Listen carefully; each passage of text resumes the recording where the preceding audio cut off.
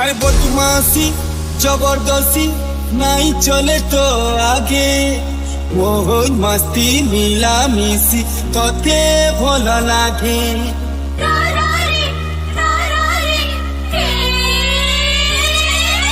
DJ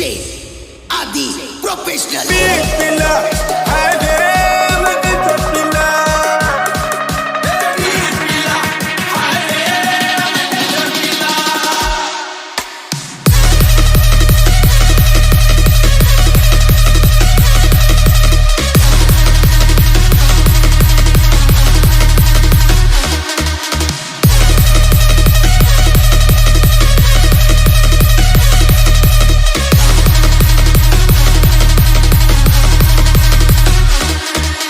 बजा दिया जाए रॉकी भाई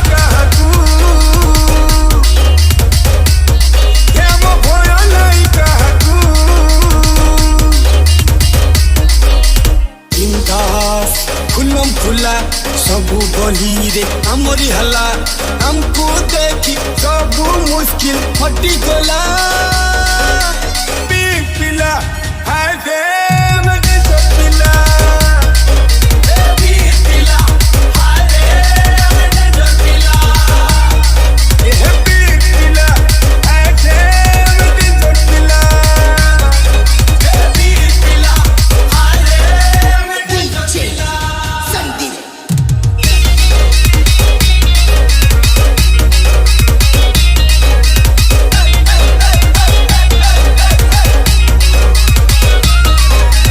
बजा दिया जाए रॉकी भाई अरे बदमाशी जबरदस्ती नहीं चले तो आगे वो मस्ती मिला मिसी तोते भल लागे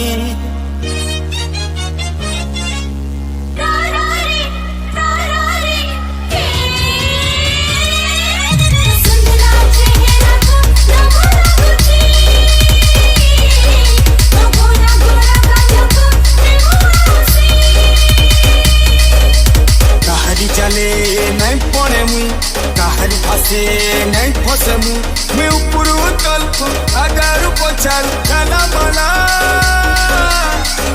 पिला हाय दे मजे पिला पिला हाय दे मजे पिला पिला हाय दे मजे पिला पिला हाय दे DJ Adi Professional पिला हाय दे मजे पिला पिला हाय दे मजे पिला